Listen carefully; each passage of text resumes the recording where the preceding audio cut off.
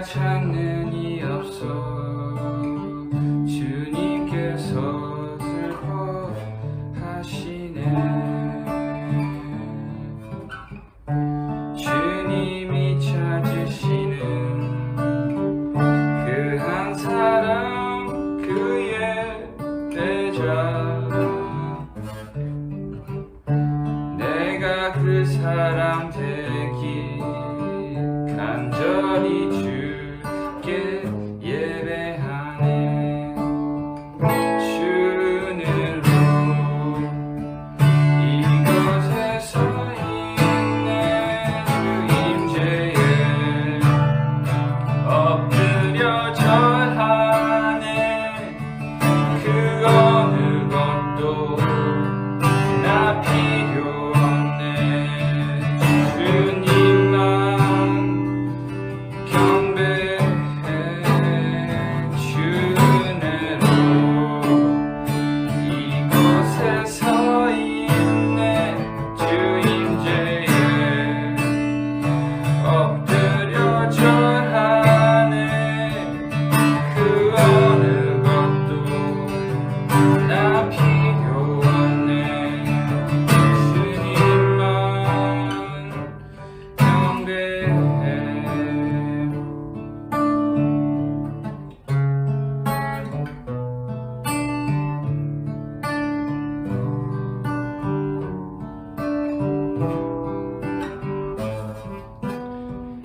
위한 이곳에,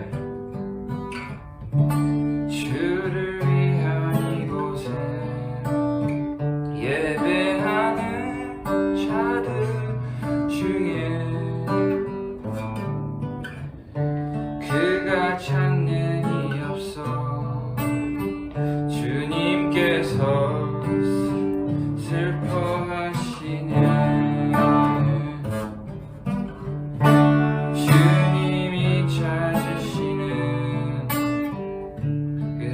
사람 그의 배자,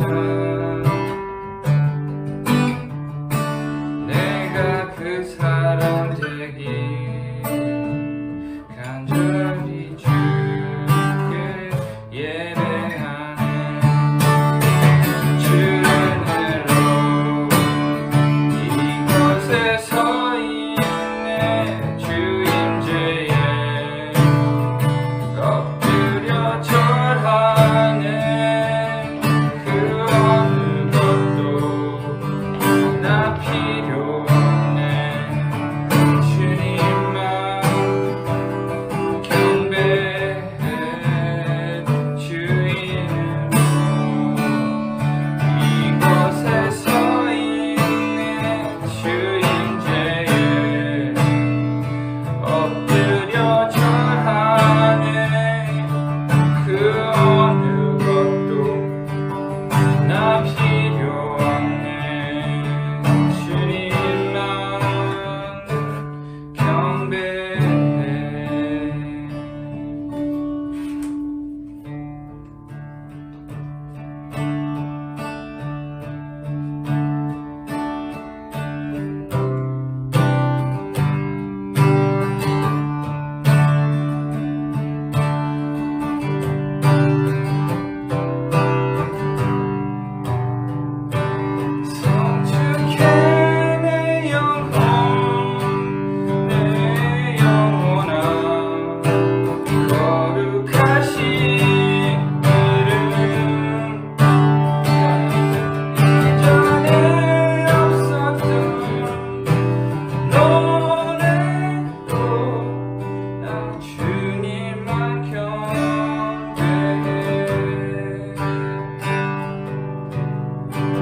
해가 뜨는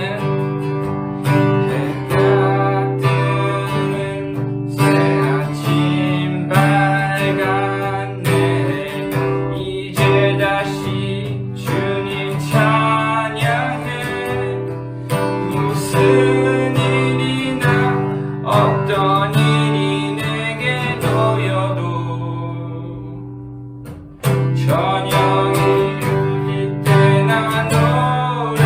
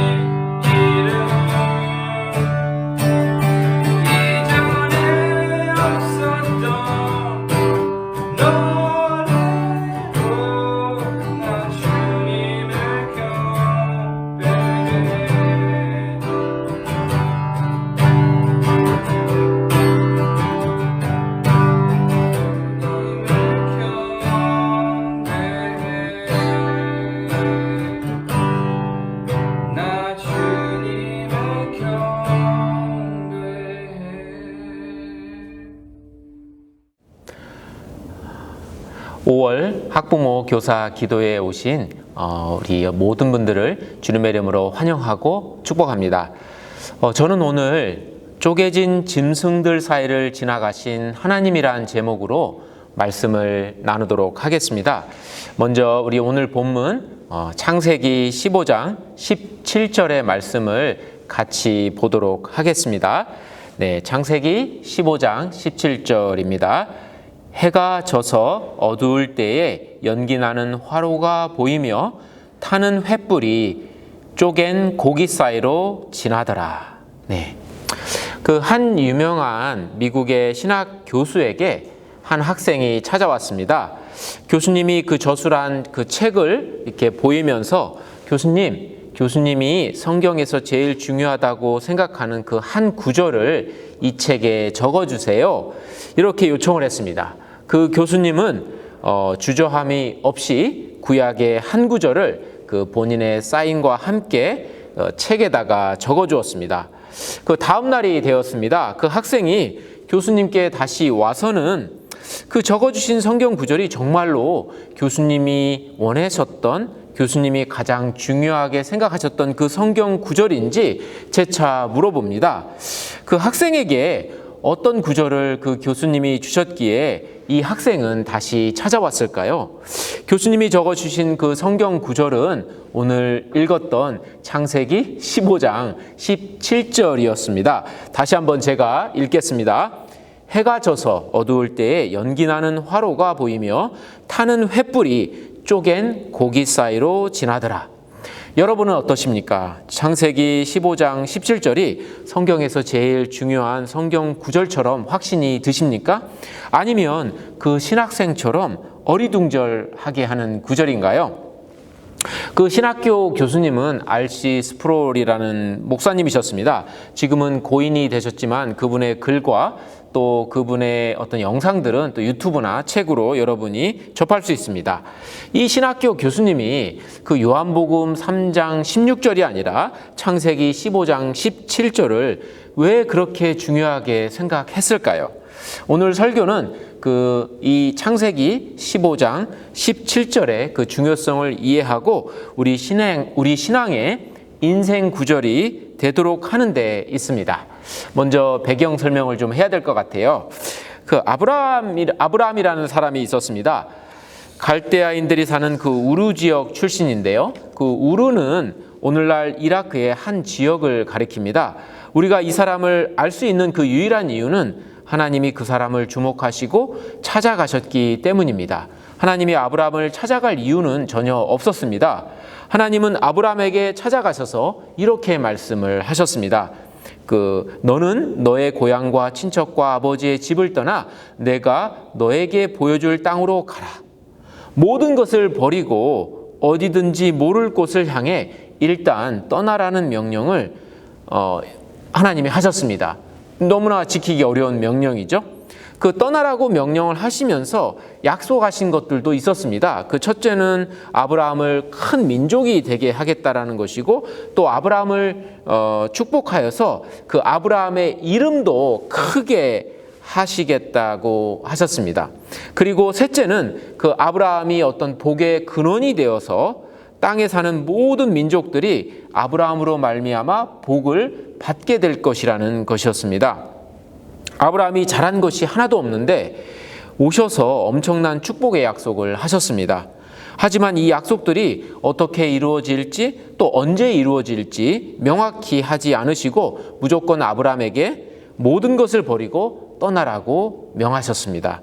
하나님의 축복의 약속들이 다 이루어지기 위해서는 그 최소한 두 가지가 충족되어야 하는데요. 첫째는 자손이 있어야 하고 또 둘째는 땅이 있어야 합니다. 그 아브라함의 삶은 바로 이 두 가지를 중심으로 전개가 됩니다.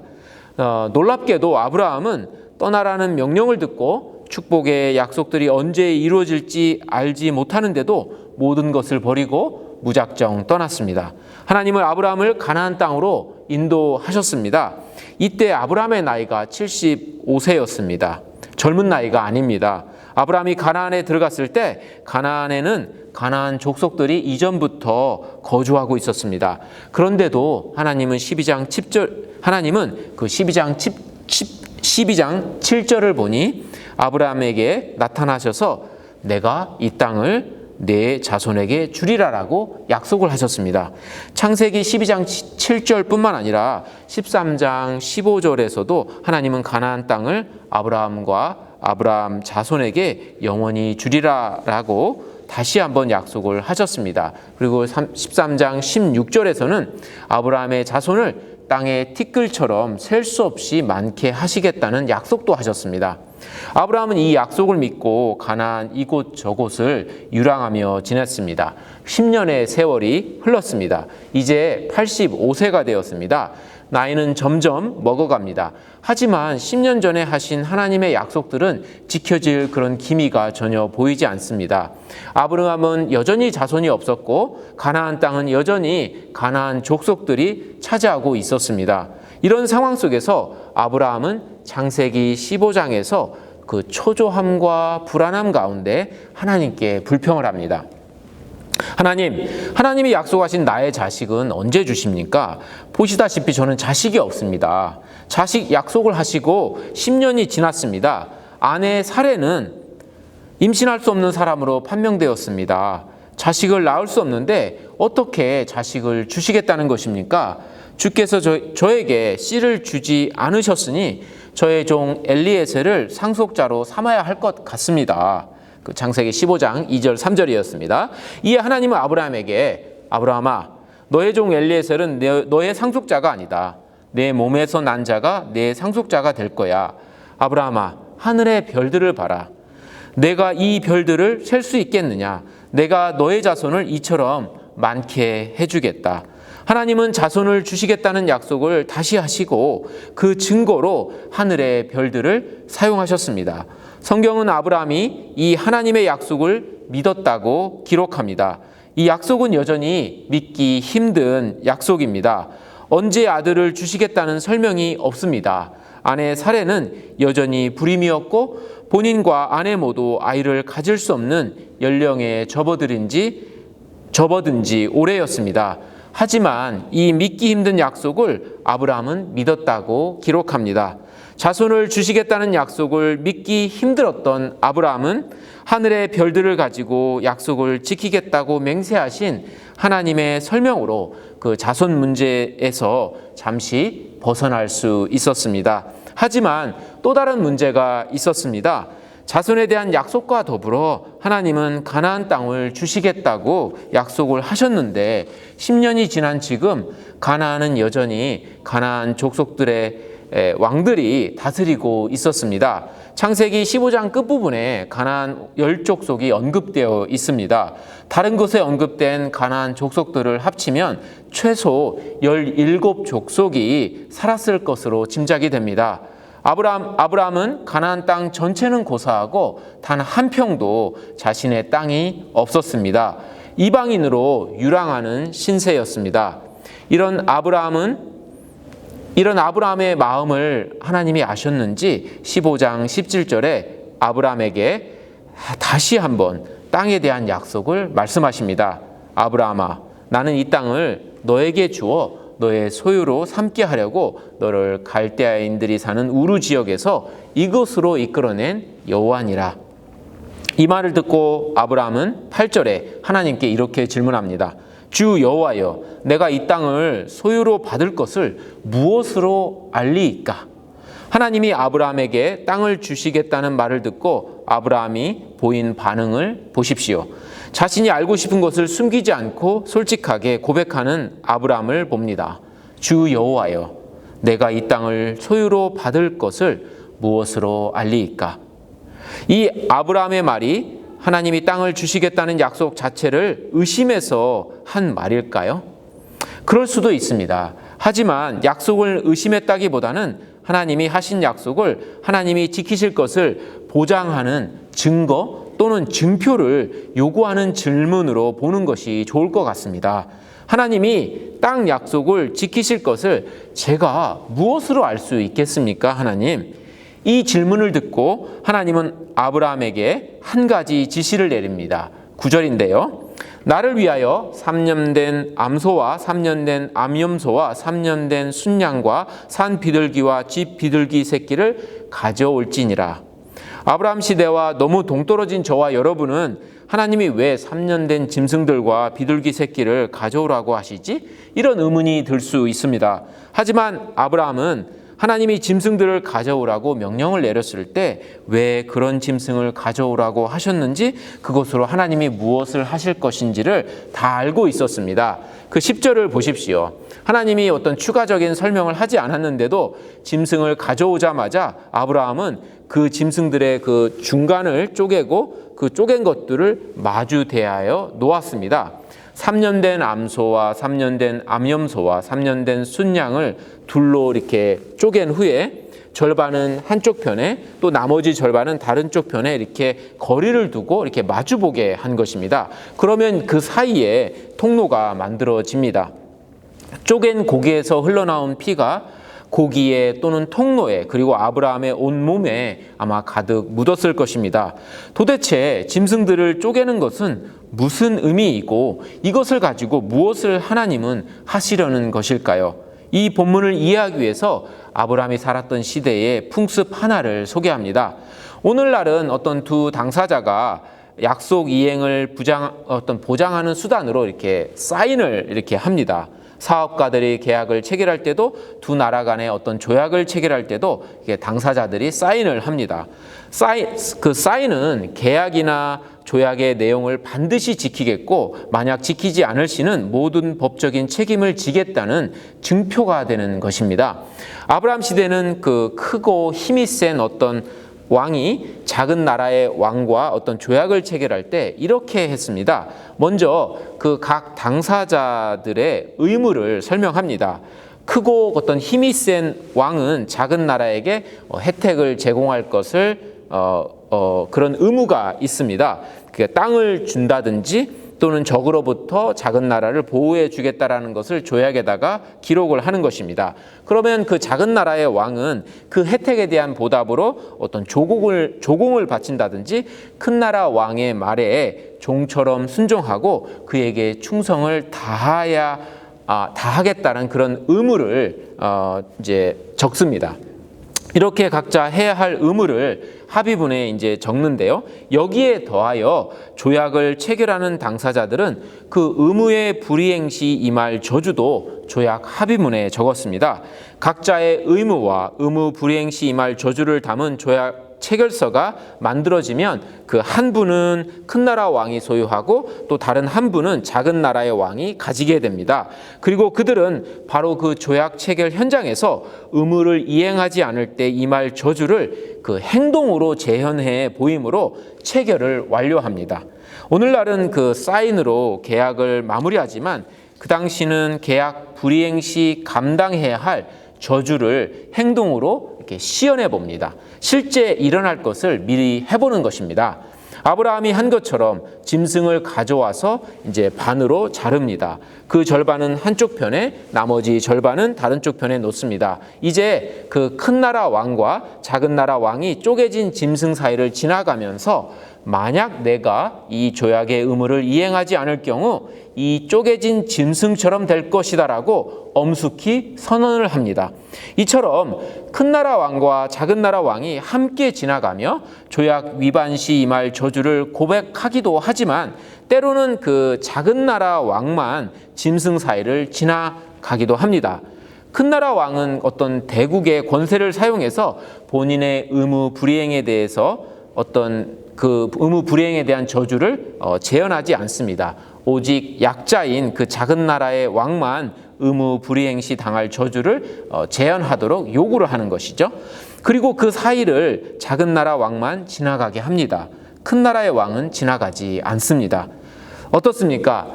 이 죽은 짐승 사이를 지나가는 것으로 계약을 마무리하는 고대의 방식이 마음에 드십니까? 엽기적이기도 하고 잔인하기도 합니다. 하지만 이것보다 더 효과적이고 엄숙하게 계약의 의무를 다하겠다는 맹세나 증표가 있을까요? 오늘날은 주로 서명을 합니다만 그 서명을 해도 계약이 이행되지 않는 경우가 너무나 많습니다. 고대의 그 조약 체결 방식은 목숨을 걸고 하는 방식이라 오늘날보다 훨씬 더 강력한 계약 체결 방식입니다. 이런 사회적 풍습을 알고 오늘 본문을 다시 한번 보겠습니다. 아브라함은 하나님이 짐승을 가져오라고 하실 때 두 나라 간의 왕들의 조약처럼 하나님이 자신과 언약을 체결하실 것을 알았습니다. 그래서 짐승들을 가져왔고 이렇게 두 조각을 내어서 양쪽 편에 늘어놓았습니다. 이제 시간이 흘렀습니다. 아브라함은 기다립니다. 하나님과의 언약 체결을 기다리는 것이죠. 그 11절에 보니까 기다리는 사이에 어떤 솔개들이 날아와서 그 짐승들의 사체에 앉으려고 하자 아브라함이 그것들을 이렇게 쫓아버렸다고 기록하고 있습니다. 12절에 봅니다. 날은 어두워져 갔습니다. 새들을 쫓으며 기다림에 지쳤는지 아브라함은 깊은 잠에 들었고 큰 흑암과 두려움이 아브라함에게 임했다고 기록됩니다. 그리고 13절과 16절에서 하나님은 잠자는 아브라함에게 땅을 주겠다는 약속이 어떻게 이루어질지 알려주십니다. 아브라함이 이 땅을 주겠다는 것을 무엇으로 알 수 있을까요? 라고 질문한 것에 하나님도 너는 반드시 알라 라는 말을 시작으로 땅을 차지할 과정을 알려주십니다. 아브라함의 자손들은 이방인처럼 객이되고 그곳에서 노예처럼 400년을 생활할 것입니다. 하지만 400년 후에 하나님이 아브라함의 자손들을 이곳 가나안 땅으로 인도하시고 이 땅을 그때 차지할 것이다라고 전해주십니다. 이렇게 말씀하신 후에 또 얼마나 시간이 흘렀을까요? 해는 완전히 졌고 어두움이 아브라함이 있는 곳을 완전히 덮었습니다. 아브라함은 잠든 상태에서 하나님이 행하신 기이한 일 한 가지를 보았습니다. 무엇을 꿈으로 보았는지 15장 17절이 기록합니다. 오늘 설교의 핵심 구절입니다. 제가 읽겠습니다. 해가 져서 어두울 때에 연기나는 화로가 보이며 타는 횃불이 쪼갠 고기 사이로 지나더라. 아브라함은 연기나는 그 화로와 타고 있는 횃불이 쪼갠 고기 사이로 지나가는 것을 보았습니다. 연기나는 화로와 타는 횃불은 무엇일까요? 연기나는 화로와 타는 횃불은 하나님의 임재를 상징합니다. 하나님이 하늘 보좌에서 내려오셔서 이스라엘 백성에게 나타날 때 두 가지 현상이 동시에 일어났습니다. 그 광야를 인도한 불기둥과 구름기둥을 기억하십니까?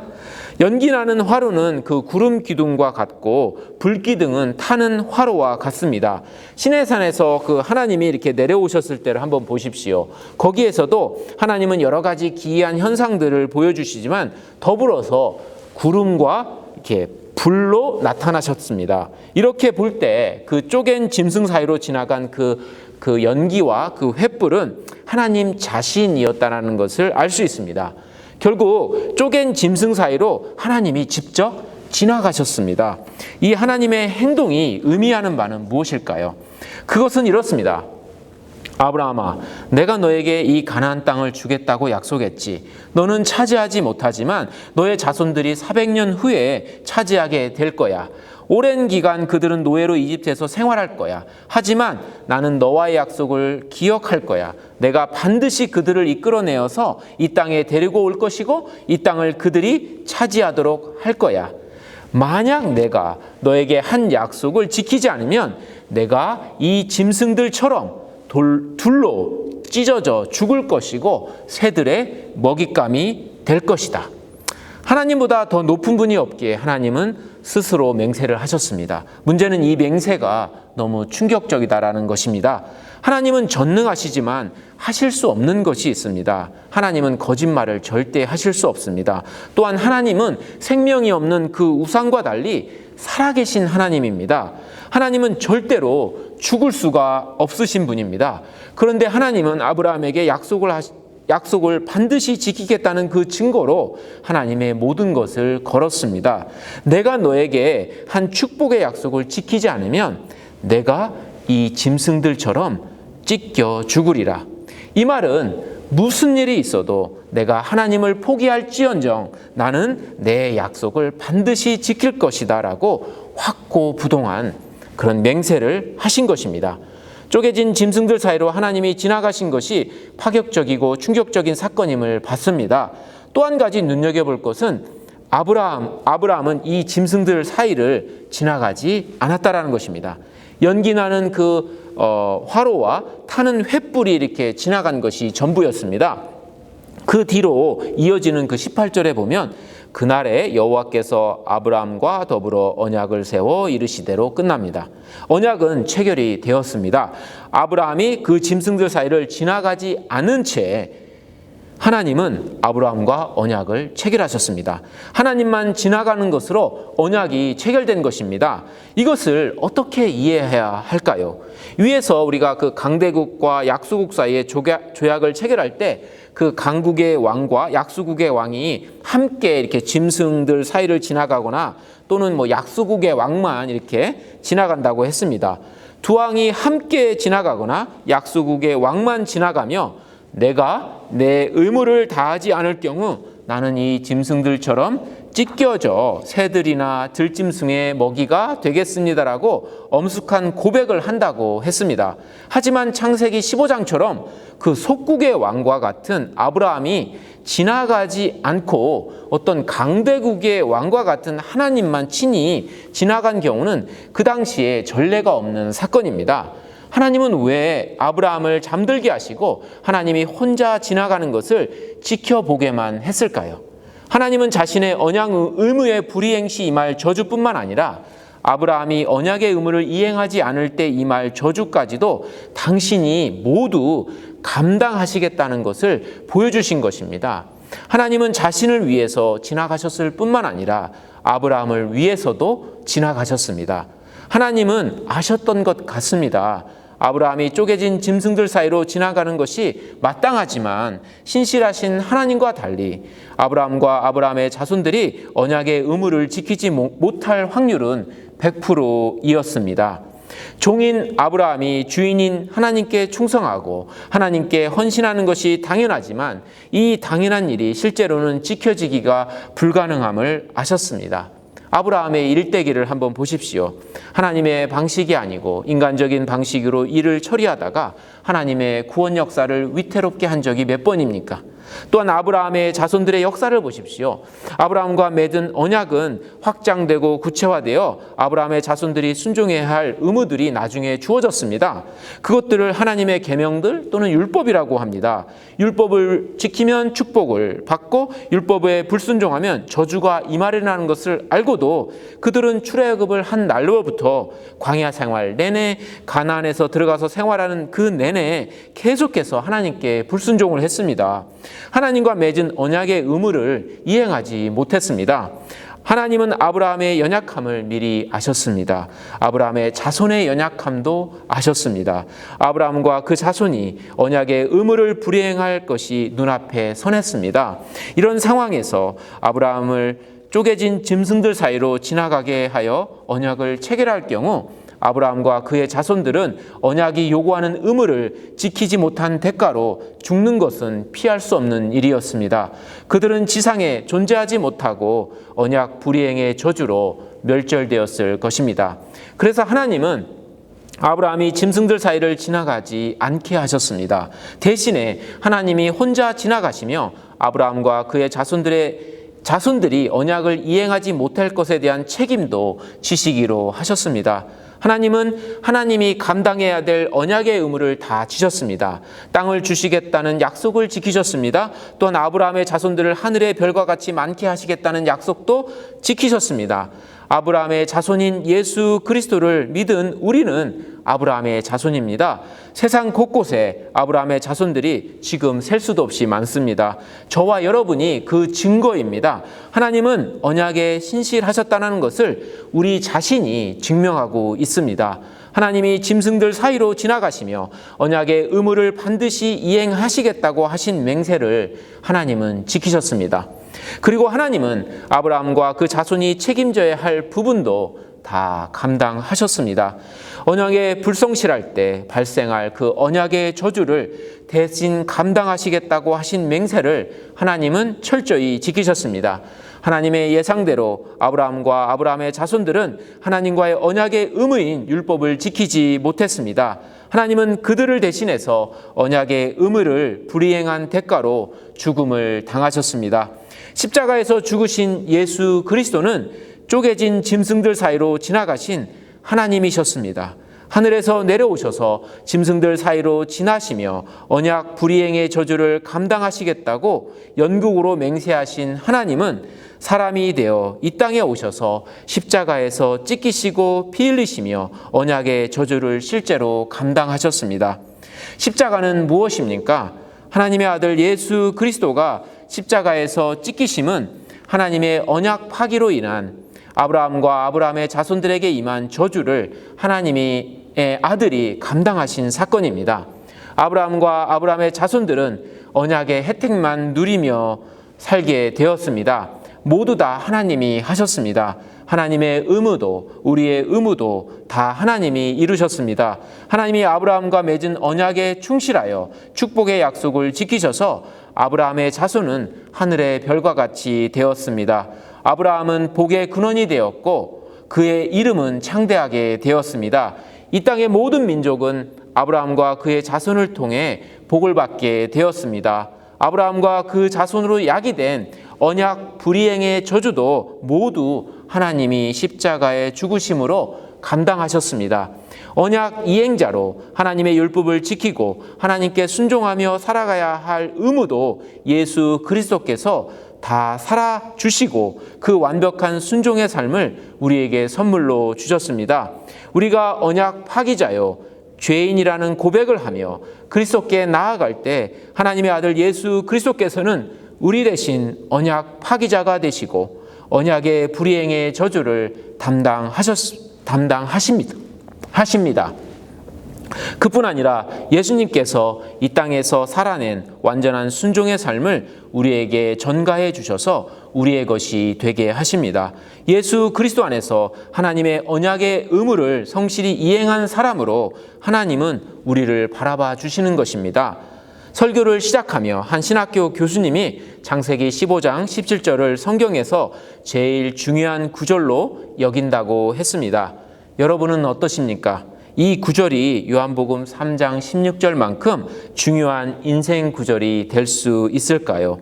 이 설교를 통해서 그렇게 확신하신다면 설교자는 감사할 따름입니다. 창세기 15장 15절은 여러분이 하나님의 돌보심과 사랑에 의심이 들 때마다 찾아가야 할 구절입니다. 여러분의 연약함으로 신앙에 회의가 들고 신앙을 버리고 싶을 때, 모든 것을 포기하고 싶을 때 의지해야 할 구절입니다. 불확실한 미래에 대한 두려움이 몰려올 때 의지해야 할 구절입니다. 아무도 돕는 자가 없다고 느낄 때, 인생이 지독히 외롭고 혼자라고 느낄 때 의지해야 할 구절입니다. 나는 내 자녀의 미래는 행복할까? 나와 내 가족은 세상과 마귀의 유혹에 넘어지지 않고 믿음의 경주를 완주하여 하나님의 나라에서 하나님과 행복하게 살 수 있을까? 두려워하지 마십시오. 창세기 15장 17절은 가르칩니다. 상황이 아무리 안 좋더라도 하나님이 우리를 향한 축복의 약속은 흔들리지 않고 영원합니다. 아브라함과 그 자손들을 향한 축복의 약속을 하나님은 모두 지키셨습니다. 그리스도 안에서 우리는 아브라함의 자손들이 되어 하나님이 아브라함에게 축복하신 모든 것을 다 누릴 수 있습니다. 하나님이 다 하셨습니다. 아브라함이 한 것은 없었습니다. 앞으로도 하나님이 다 하실 것입니다. 성경에 믿는 자들에게 예비된 모든 약속들은 모두 다 이루어질 것입니다. 우리 삶의 안전과 성공은 우리의 열심의 결과가 아닙니다. 우리 하나님이 약속을 반드시 지키시는 신실하신 하나님이기 때문에 가능합니다. 죽으시기까지 하시면서 당신의 약속을 반드시 지키시는 분이 우리 하나님이십니다. 창세기 15장 17절을 믿음으로 붙잡으십시오. 여러분 인생의 견고한 터가 될 것입니다. 여러분 인생의 방패가 되고 피난처가 될 것입니다. 걱정과 근심을 내려놓고 우리의 열심을 내려놓고 창세기 15장 17절에 게시된 하나님의 열심, 하나님의 일하심에 집중해 보십시오. 우리에게 좋은 것을 주시겠다고 약속하시고 그 약속을 이행하시기 위해 쪼개진 짐승들 사이로 지나가신 하나님을 바라봐 주십시오. 네, 이상으로 말씀을 마치고 제가 잠시 기도하도록 하겠습니다. 하나님 아버지, 우리 외의 공로와 상관없이 아브라함에게 찾아가신 것을 보았습니다. 아브라함에게 좋은 것들을 주시겠다고, 놀라운 축복을 주시겠다고 약속하시는 하나님을 보았습니다. 그리고 그 약속을 이루어 주시는 하나님을 보았습니다. 우리의 불성실함에도 불구하고, 아브라함과 아브라함의 자손의 불성실함에도 불구하고 하나님은 그 약속을 지키시는 모습을 보았습니다. 하나님 감사합니다. 예수 그리스도 안에 아브라함에게 하신 그 모든 축복들을 저희가 누리게 하심에 감사합니다. 하나님의 일도 다 하시고 우리가 해야 할 것도 다 하신 하나님을 찬양합니다. 하나님, 우리 수정 비전학교의 교사, 학생, 학부모, 우리 모두 이렇게 날마다 저희를 위해서 일하고 계신, 모든 것을 다 하고 계신 하나님을 날마다 기억하며 감사하며 찬양하며 살아가는 저희들 되게 하여 주시옵소서. 감사하며 예수 그리스도 이름으로 기도하옵나이다. 아멘. 네, 이제 학교 전체 기도 제목을 같이 가지고 기도를 하겠습니다. 먼저 감사의 기도 제목 제가 5가지 적었습니다. 같이 먼저 읽겠습니다. 코로나 전염병의 위기를 온 국민이 슬기롭게 극복하게 해주셔서 감사드립니다.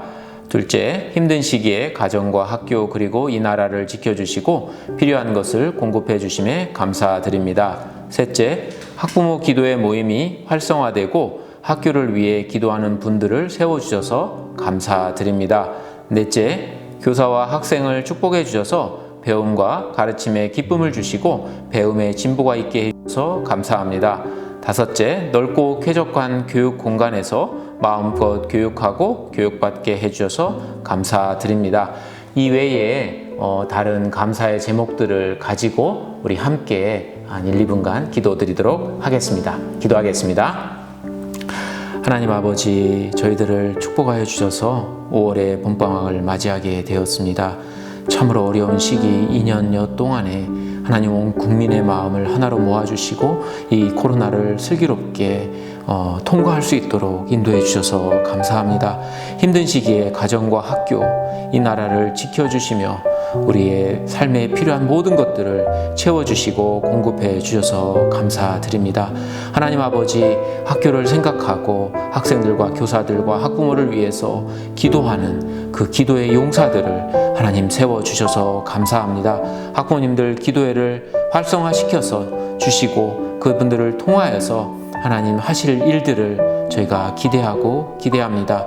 하나님 아버지, 우리 지난 3월달, 4월달 동안에 우리 학생들과 교사들을 축복해 주시고 수업 시간에, 수업 외 시간에 하나님께서 함께 해주셔서 우리 학생들이 많이 자라고 성장했습니다.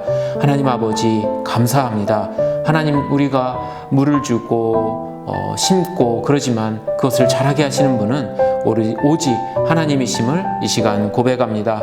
하나님 아버지, 넓고 드넓은 공간에서 마음껏 배우고 뛰놀 수 있도록 해주셔서 너무나 감사를 드립니다.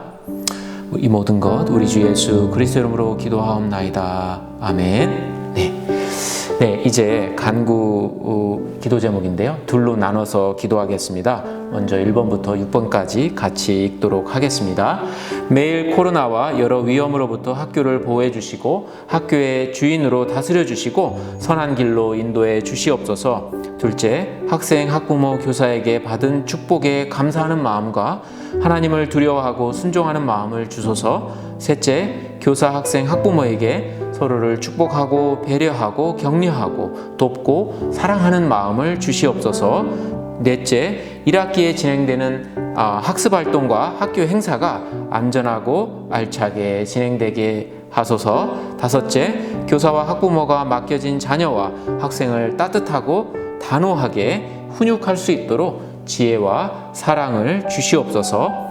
6번째, 새로 구성된 학교 운영위원회 학부모 및 교사위원들이 학교 발전을 위해 논의하고 수고할 모든 일들을 축복해 주소서. 이 6가지를 가지고 먼저 같이 1, 2분간 기도하겠습니다. 하나님 아버지, 이 학교를 코로나의 위험으로부터 또 우리가 알 수 없는 수많은 위험으로부터 지켜주시기를 원합니다. 이 학교의 주인으로 오시고 이 학교를 다스리시고 인도해 주시옵소서. 하나님 아버지, 하나님께서 우리에게 베풀어 주신 수많은 은혜들이 있습니다. 하나님, 그 은혜들을 우리가 볼 수 있는 눈을 주시옵소서. 그 은혜들에 감사하는 눈을 주시옵소서. 또한 더불어서 좋으신 하나님을 두려워하고 경외하는 마음을 하나님, 우리 수정비전학교의 모든 구성원들에게 내려주시기를 원합니다. 하나님 아버지, 우리 수정비전학교의 모든 구성원들이 서로를 축복하고 배려하고 격려하는 사람들이 되게 하여 주시옵소서. 하나님 아버지, 사랑하는 것이 어렵습니다. 우리 자신만을 생각하며 사랑하는 저희들입니다. 하나님, 우리의 이 좁은 마음을 깨뜨려 주시고 많은 사람들을, 우리와 다른 사람들을 품고 용납할 수 있는 그런 공동체가 되게 하여 주시옵소서. 1학기 남은 기간에 이루어질 학교 행사들을 주님께 올려드립니다. 또 수업 시간과 수업 외 시간에 이루어질 모든 학습 활동들을 주님께 올려드립니다. 하나님, 축복하여 주시옵소서. 우리의 이 미비한 노력들과 우리의 계획들이 열매를 맺을 수 있도록 하나님 함께하여 주시옵소서. 하나님 아버지, 우리 교사와 학부모가 우리에게 맡겨주신, 하나님께서 우리에게 맡겨주신 우리의 자녀들과 학생들을 잘 가르칠 수 있도록 하나님 지혜를 주시옵소서. 사랑을 주시옵소서. 모든 것을 허용할 수도 없고 모든 것을 통제할 수도 없고, 하나님, 우리가 어떻게 균형을 맞추며 우리 학생들에게 지도하고 가르쳐야 될지 하나님 지혜를 주시옵소서. 우리 학생들을 사랑하고 인격적으로 대하면서 또한 더불어서 하나님, 우리 자녀들에게 꼭 필요한 것들을 저희가 가르치고 교육시키고 훈육할 수 있도록 하나님 저희를 도와주시옵소서. 새로 구성된 하나님 학교 운영위원회를 축복하여 주시옵소서. 학교 발전을 위해서 여러 가지 사안들을 같이 논의하고 고민할 때 하나님께서 도와주셔서 저희들이 하나님이 기뻐하시는 방향으로 학교를 이끌어갈 수 있도록 도와주시옵소서. 이 모든 거 우리 주 예수 그리스도 이름으로 기도하옵나이다. 아멘. 네, 이제 나머지 6가지 같이 기도 제목을 읽겠습니다. 대안학교 등록이 무사히 통과되어 법적인 지위와 보호를 받게 하소서. 8번째, 수정비전학교가 입시 교육을 극복하고 교육의 정상화에 이바지하는 모범적인 기독 대안학교가 되게 하소서. 9번째, 학교가 지역사회에 잘 홍보되게 하셔서 새로운 편입생들을 보내주시옵소서.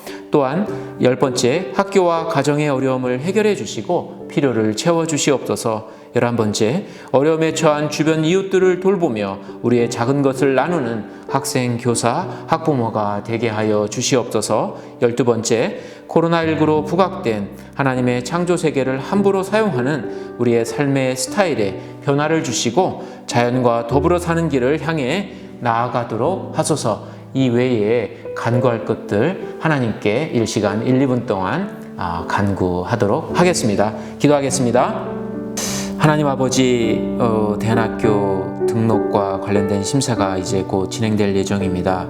하나님, 저희 학교를 불쌍히 여기셔서 등록이 순조롭게 이루어질 수 있기를 하나님 기도합니다. 심사하시는 심사위원들의 마음을 하나님께서 만져주셔서 저희 학교가 등록되게 하여 주시고 법적인 지위를 받게 하여 주시옵소서. 하나님 아버지, 우리 수정비전학교가 입시 교육을 극복하고 하나님이 기뻐하시는 그런 모범적인 기독 대안학교로 성장하게 하여 주시옵소서. 하나님 아버지, 하나님께서 각 사람들을 이 땅에 태어나게 하시고 그들에게 재능을 주시고 그 재능을 하나님 발견해서 그들 각자가 가야 될 그 삶을 찾아주는 그런 교육이 수정비전학교에서 계속적으로 이루어질 수 있도록 하나님 이 학교를 축복하여 주시옵소서. 또한 하나님 이 지역사회에 저희 학교가 잘 홍보되게 하여 주시옵소서. 수정비전학교의 교육을 필요로 하는 사람들에게 하나님 잘 전달되게 하여 주시옵소서. 편입생들을 보내 주시옵소서. 하나님을 기쁘시게 하는, 하나님의 영광을 위해서 살아가고자 하는 그런 학생들, 그런 학부모님들을 이 학교에 보내주시기를 원합니다. 하나님, 학교와 가정에 어려움들이 많이 있습니다. 하나님께서 그것들을 다 알고 계심을 믿습니다. 하나님, 우리가 하나님께 우리의 어려움들을 올려드릴 때마다 하나님 그 어려움들을 해결하여 주시기를 원합니다. 우리의 필요를 채워주시기를 원합니다. 또한 우리 주변에 있는 어려운 이웃들을 저희가 잊지 않게 도와주시옵소서. 우리가 가진 것이 많지 않을지라도 우리에게 있는 그 작은 것들, 우리의 작은 재능들을 하나님 나누며 살아가는 저희 수정 비전학교의 교사, 학부모, 학생 되게 하여 주시옵소서. 어려운 이웃들에게 소망이 되고 그들에게 생명을 나눠주고 그들을 일으켜 세워주는 그런 우리 모두가 되게 하여 주시옵소서. 하나님 아버지, 또한 코로나19로 인해서 우리가 환경을 다시 한번 바라보게 됩니다. 이전까지 환경을 함부로 저희가 사용했는데 이제는 그러한 삶의 방식을 바꿀 수 있도록 도와주시옵소서. 자연과 더불어 자연을 돌보는 그런 삶의 방식이 학교와 가정에서 이루어질 수 있도록, 또 그런 삶을 실천할 수 있도록 하나님 저희들에게 지혜를 주시고 이제는 자연을 사랑하는 마음을 우리들에게 더 많이 부어 주시기를 원하옵나이다. 감사하며 이 모든 것 우리 주 예수 그리스도 이름으로 기도하옵나이다. 아멘. 네, 이상으로 학교 전체 기도 제목을 마쳤습니다. 이제 줌으로 가셔서 담임 선생님과 함께 반별 기도를 진행해 주시면 감사하겠습니다. 참석해 주셔서 감사드립니다.